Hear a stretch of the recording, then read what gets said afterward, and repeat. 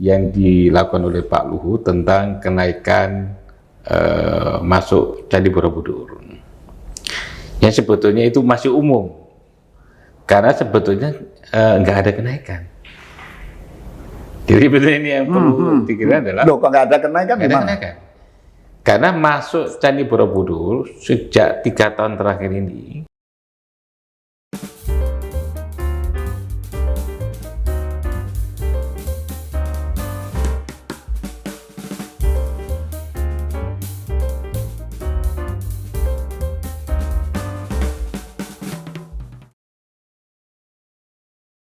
Menteri Koordinator Bidang Kemaritiman dan Investasi Luhut Binsar Panjaitan berencana menarik tiket sebesar Rp750.000 bagi wisatawan lokal yang ingin naik ke Candi Borobudur. Hal itu disampaikan oleh Luhut lewat media sosialnya pada Minggu 5 Juni 2023. I know you told your friend you're not okay, and tell me what's wrong and why you never said you felt that way.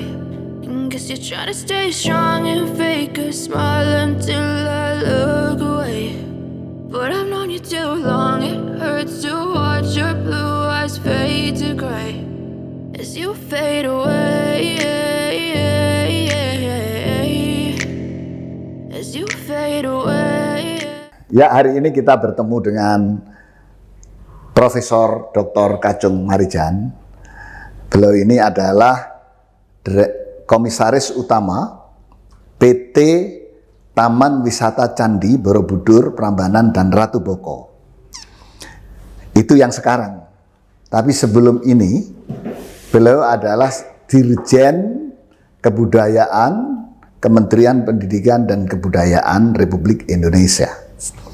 Karena itu akan sangat paham mengenai pengembangan Borobudur atau Candi Borobudur yang baru-baru ini viral, yang baru-baru ini menjadi polemik karena isu kenaikan tiket masuk Candi Borobudur dari 50.000 menjadi 750.000. Meskipun ditunda, saya kira akan menarik untuk kita berbincangkan dengan Pak Kajung. Pak Kajung, sebetulnya gimana sih itu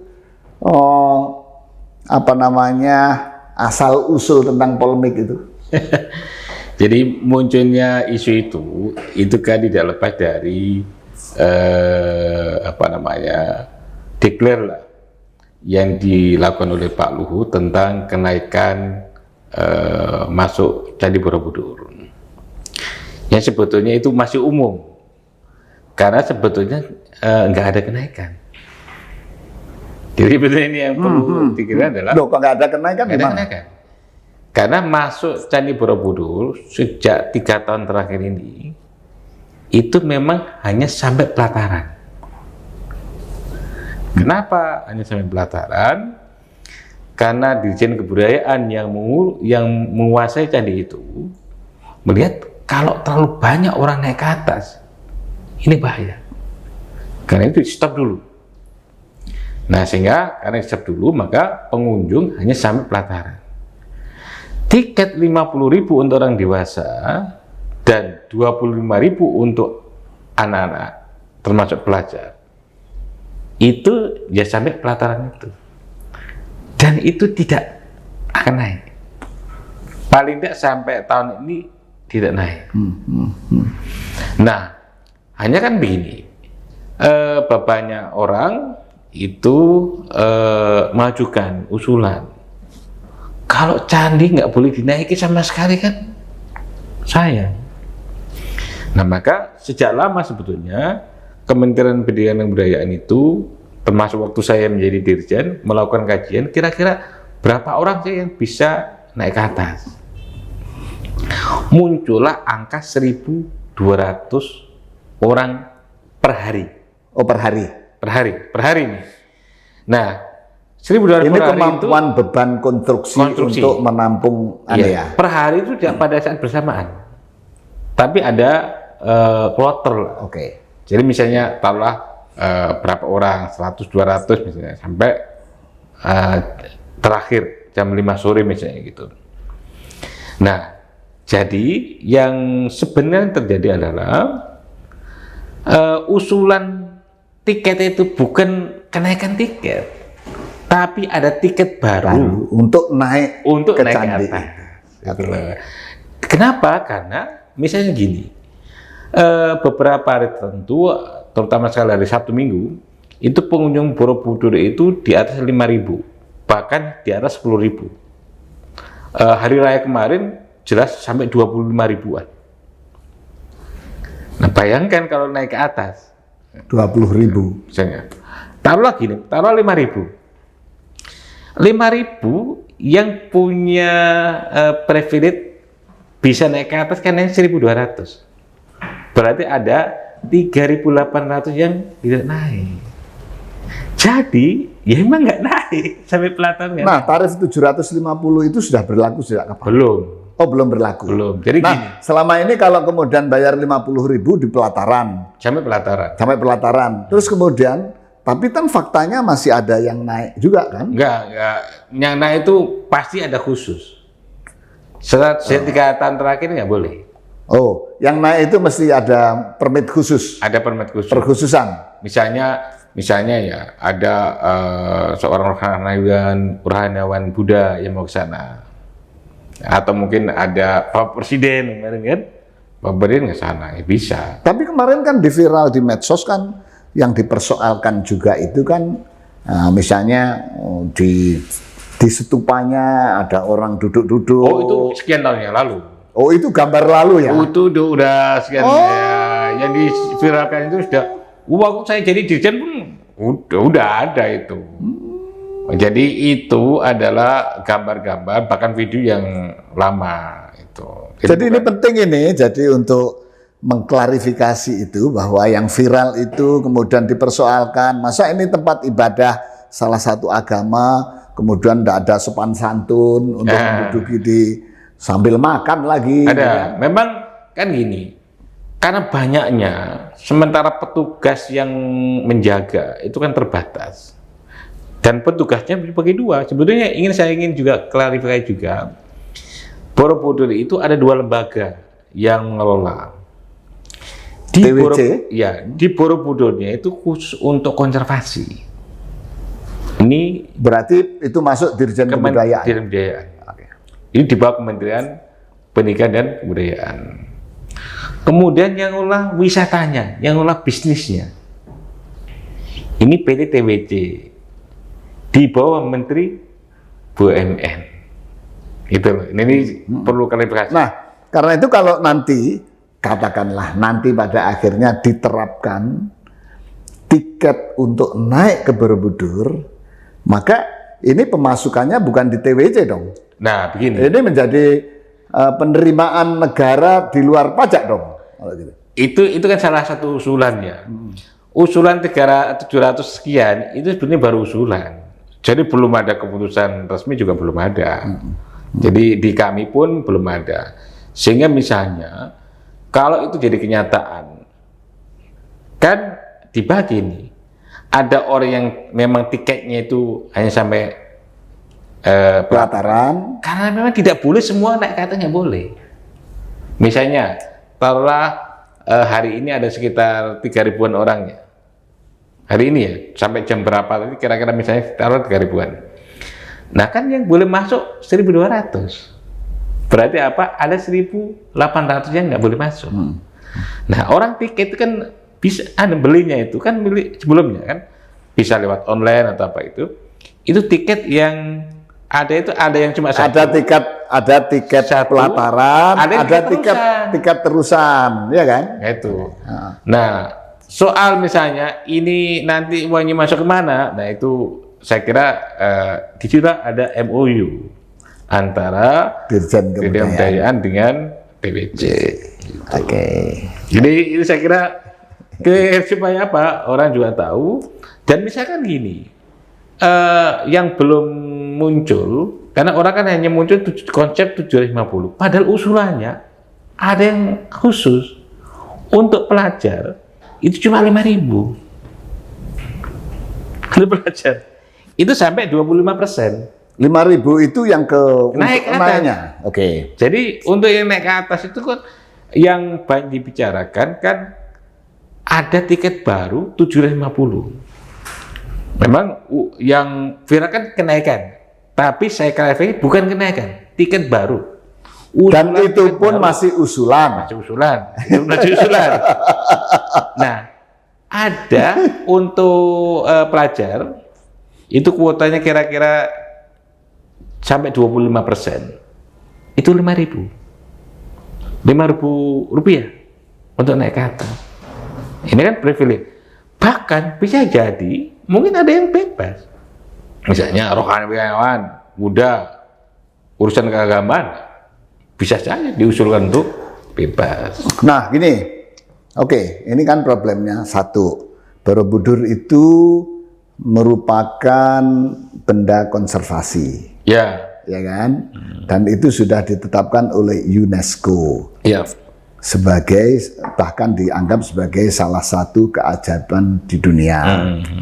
Nah, konservasi, dan itu menjadi wilayahnya Dirjen Kebudayaan. Tapi kemudian dalam perkembangannya kan Borobudur itu tidak hanya sebagai candi konservasi, tapi juga dianggap sebagai tempat ibadah bagi komunitas Buddha, Buddhis. Nah, bagaimana kemudian memanage antara satu, sebagai konservasi dia bisa menjadi objek wisata. Apakah kemudian hanya bisa dilihat di pelataran atau bisa naik, itu kan objek wisata. betul. Tapi kemudian ini menjadi objek atau menjadi tempat sucinya, jadi komunitas agama tertentu. Bagaimana kemudian Begini, kita memanage? saya akan sedikit membuka sejarah Borobudur ya. Borobudur kan dibangun pada saat Mataram kuno ya, itu. Zaman Sailendra ya. Ya, zaman Sailendra. Dan sempat hilang di telan bumi kira-kira gitu ya. Ini orangnya nggak tahu.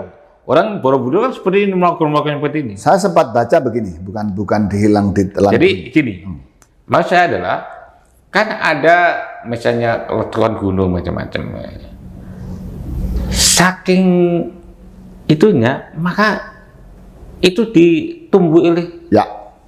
Itu yang saya kan di telan bumi itu karena orang nggak ada ini. Kalau lihat dokumen yang di British Museum, Makanya kemudian ketika Raffles datang di Indonesia, jadi Raffles itu yang membongkar itu, Ya. ada temukan, dilaporkan, maka kemudian semak-semak itu dibersihkan. Jadi runtuhan Borobudur nampak. Nah, baru tahun 1907 dilakukan pemugaran.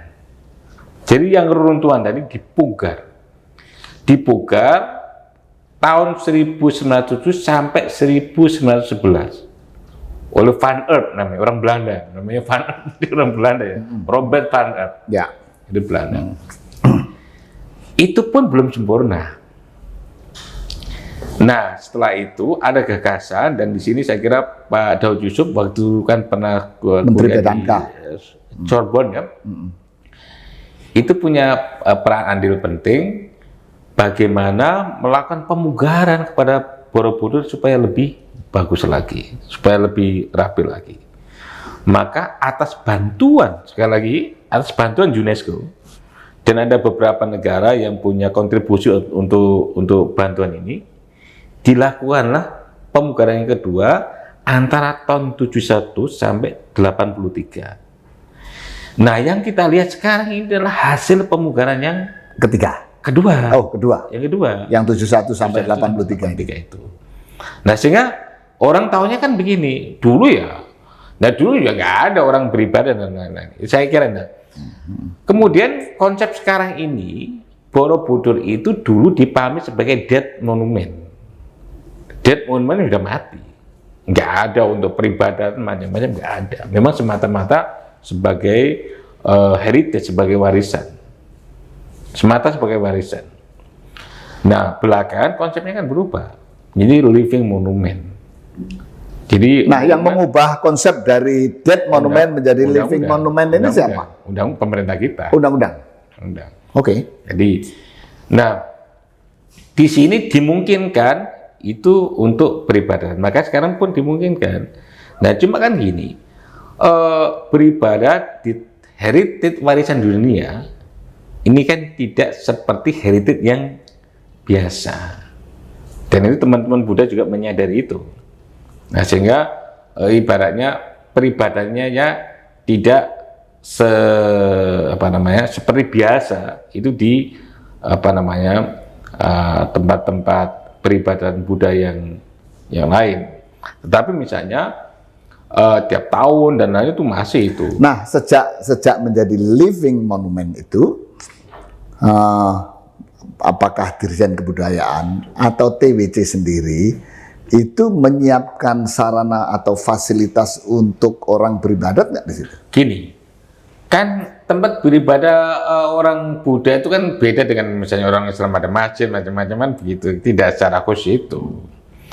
Jadi kita sekarang misalnya ada alur untuk ibadah kita siapkan. Oh, oke. Jadi alur untuk beribadahnya, pintu masuknya itu alurnya ada tersendiri.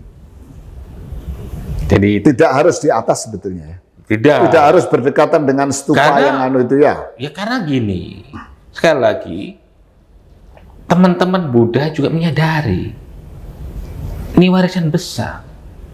Bayangkan misalnya, memang kalau umat Buddha di sekitar Borobudur sendiri jumlahnya nggak banyak. Tapi kalau misalnya dulu ada ide dari Pak Rijal Ramli, mau kita jadikan Mekahnya Buddha gitu lah. Ya, Jadi itu. Mekahnya umat Buddha. Bayangkan kalau Mekahnya Buddha misalnya, setiap tahun hari Waisak misalnya, ada puluhan ribu yang naik ke atas dengan itu, kan juga ngerusak itu.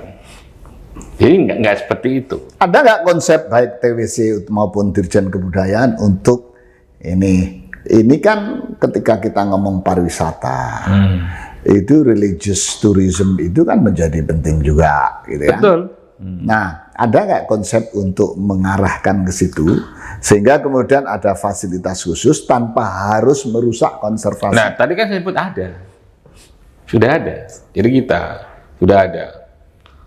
Hanya saja begini, sebagai untuk kasus yang lainnya, pernah suatu saat itu di Candi Prambanan, itu kan Hindu ya. Ada. Kemudian saya waktu itu juga memfasilitasi. Oh, sebentar, berarti Borobudur itu Buddha, Prambanan itu Hindu. Ratu Boko Buddha juga, Buddha. Hindu ya itu. Oke. Nah, jadi gini, itu ada pengunjung pakai bawa ramuan yang itu warna-warninya bisa ngotori. Nah, itu teman-teman Dirjen Kebudayaan yang itu tidak memperbolehkan. Jadi ada tempat khusus. Kalau di situ ada tempat khusus untuk beribadahnya.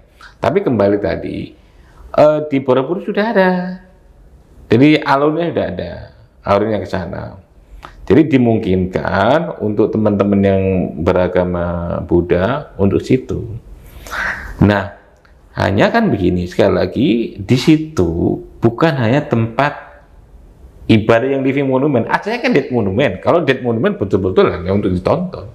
Artinya beginilah ya, arahnya itu tidak memungkinkan untuk menjadikan Borobudur sebagai tempat sucinya. Ya masih tempat suci dong. Tempat sucinya masih. Cuma tempat beribadah yang hanya khusus orang Buddha tanpa wisata ya enggak. Nah, jadi misalnya gini, ini kira-kira kalau kita ke Vatikan ya. Oke, ya. Kalau kita Vatikan ya, itu kan ada Museum Vatikan luar biasa kan. Ya. Nah, ya, saya kebetulan 2 kali ke sana ya, Museum Vatikan itu. Kita masuk di situ. Ya kan? Ya ada beberapa titik itu untuk orang Katolik untuk beribadah itu ada. Ya kan? Tapi yang lainnya lihat-lihat aja. Ya. Itu loh. Nah, kebetulan pengunjung Borobudur itu sebagian besar kan ya bukan orang Buddha. Berapa persen kalau bisa? Gini. Kalau presentasi totalnya enggak tahu enggak. Tapi gini. Artinya yang beribadah setiap tahun itu kira-kira berapa persen kalau saya nggak punya data ya, tapi cukup lumayan lah, cukup banyak. Hanya begini, yang lain adalah di dalam Borobudur itu kan ada ajaran-ajaran yang sifatnya juga ada yang universal, yang baik untuk semuanya. Gitu loh. Jadi ini juga perlu sama dengan di Islam kan juga begitu kan. Ada nilai-nilai yang universal. Sehingga orang itu ya ini universal bisa diperlakukan oleh semuanya kan. Kira-kira gitu. Ini universal itu ada. Nah, jadi berwisata di Borobudur itu kan ada dua. Secara umum ya. Pertama ya lihat saja bendanya itu aja. Hanya sekarang melihat. Nah. Tapi ingin melihat warisan dunia, seperti itu. Tapi juga ada yang ingin mendalami, ya kan? Misalnya ilmuwan, mendalami, enggak nilai di dalam itu apa? Oke. Nah di sini kan bisa dilakukan kalau saat itu kan kalau pengunjung kemudian ada pemandu. Nah ini. Yang naik ke atas tadi yang bayar kenapa? Karena juga dia dipandu. Ini apa sih? Ada guide-nya ya? Ada guide-nya. Guide-nya itu terverifikasi, tersertifikasi khusus. Ya orang yang tentu saja yang punya pengetahuan yang layak, yang cukup untuk menjelaskan. Itu guide-nya dari TWC atau dari Dirjen? Bisa dua-duanya. Atau bisa orang luar yang memang sudah dididik untuk itu. Jadi di situ orang yang menjelaskan, sehingga kita naik ke atas itu bukan yang sekedar melihat, tapi menjelaskan ini apa sih maknanya, stupa itu apa sih, ya kan? Jadi bukan hanya sekedar kapan berdiri dan lain, tapi juga ada value-value yang lain yang itu. Dan di situ kan ada relief-relief. Nah, misalnya relief ini apa sih maknanya?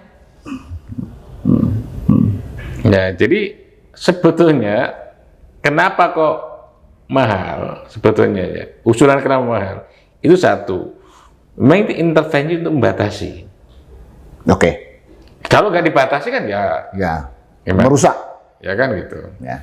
Nah cuma poinnya sebetulnya, poin pentingnya itu sebetulnya bukan uangnya.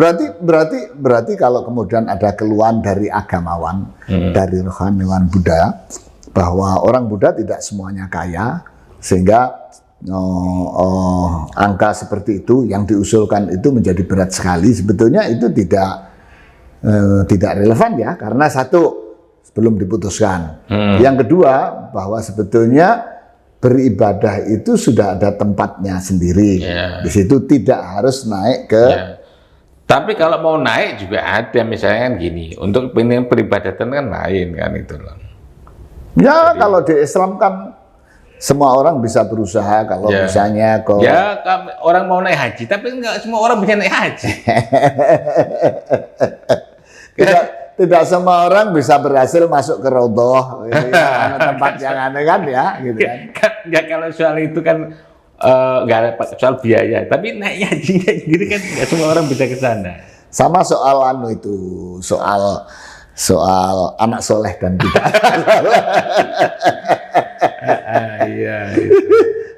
Seperti orang Islam haji kemudian bisa nyium Hajar Aswad dan tidak, itu kan ya itu berkah lah itu kalau dalam konsep Islam. Tapi banyak teman-teman. Saya pernah punya cerita. Saya ini tadi ngomong Vatikan.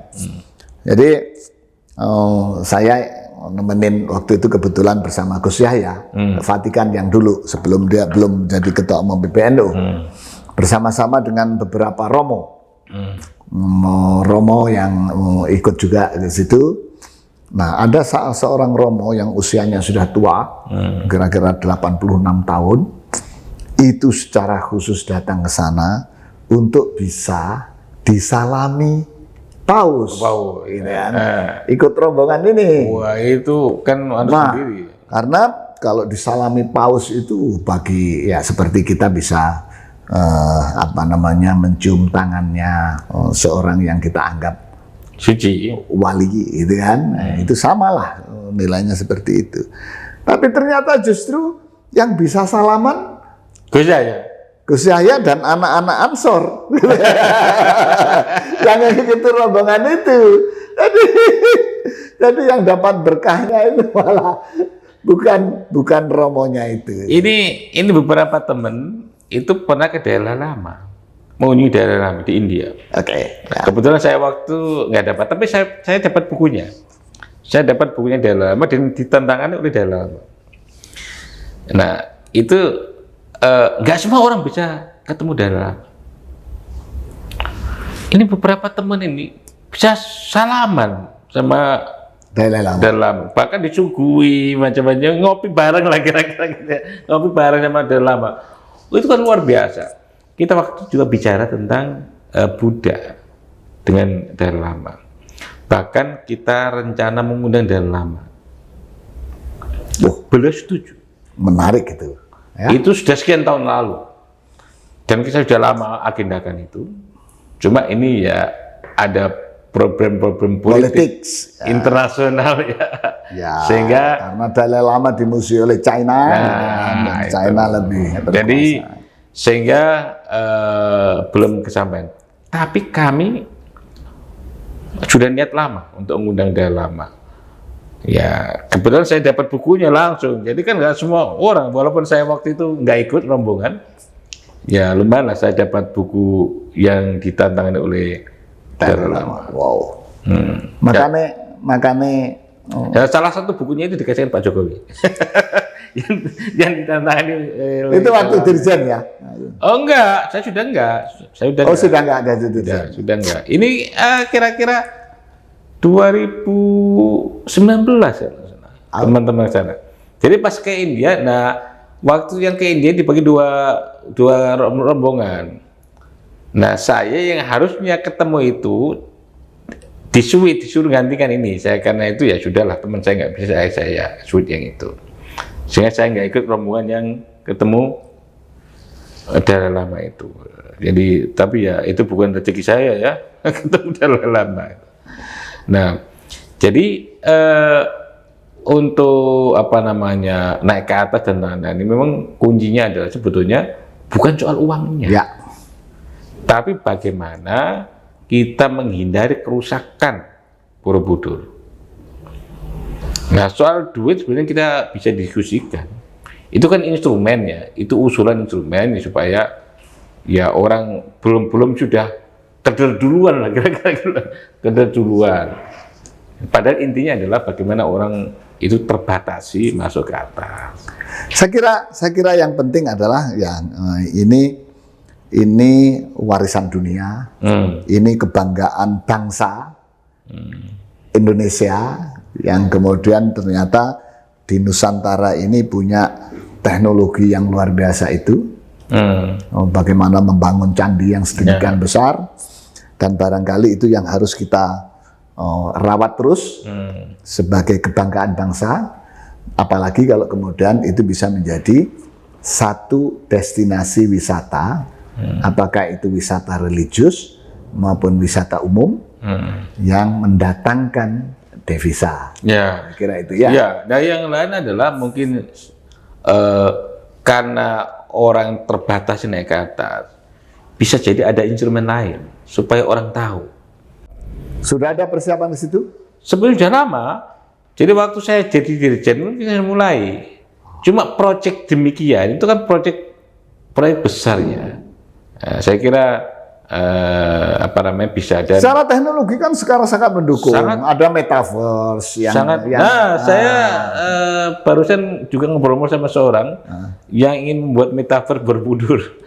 Jadi karena itu sebentar lagi saya oke, kita diskusi. Ya. Artinya menurut saya kok gini ya, artinya tidak perlu mempertentangkan apakah Candi Borobudur itu sebagai tempat ibadah satu komunitas tertentu. Enggak Perlu, artinya nggak perlu. Ya udah, ini kita anggap sebagai living monument, warisan besar, warisan dunia, dan karena itu harus kita rawat, karena itu harus kita jaga, dan salah satu untuk menjaga itu ada instrumen-instrumen membatasi agar kemudian tidak punya beban yang lebih tinggi, agar kemudian tidak rusak. Sebetulnya poinnya kan di situ ya. Betul. Jadi kalau kemudian di media sosial ada perdebatan-perdebatan, ada polemik mengenai harga tiket, sebetulnya sudah terjawab. Ya, dan awalnya karena ada masa ketidaktahuan naik tadi, seolah-olah naik Borobudur mau sampai pelataran itu 250. Nah itu yang salah pertama. Jadi sudah 3 tahun ternyata sudah nggak boleh untuk naik ya sebetulnya ya. Dan hanya khusus dengan teman-teman Dirjen Kebudayaan yang yang tidak memperbolehkan, dan kita pahami itu. Jadi dan sekarang ini sudah ada keputusan boleh sekitar 1.200, kan udah bagus tuh. Daripada nggak boleh sama sekali. Dan itu lebih tertib ya berarti setelah 3 tahun ini ya? Lebih tertib. Jadi tidak mungkin ada yang misalnya sekarang misalnya ada anak-anak kemudian berdiri di patungnya. Dan kalau nanti terseleksi sangat berat, sangat sulit. Karena Pak, seleksi itu kan didampingi oleh guide.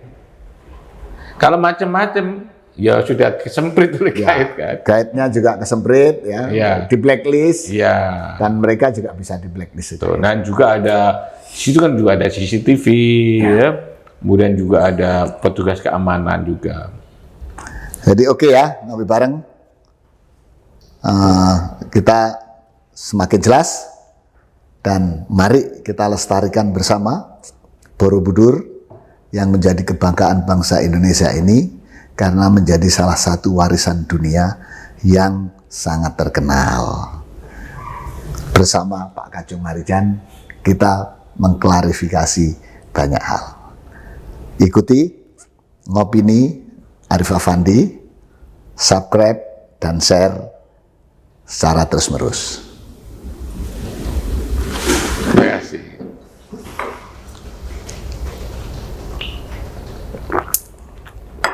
Alhamdulillah.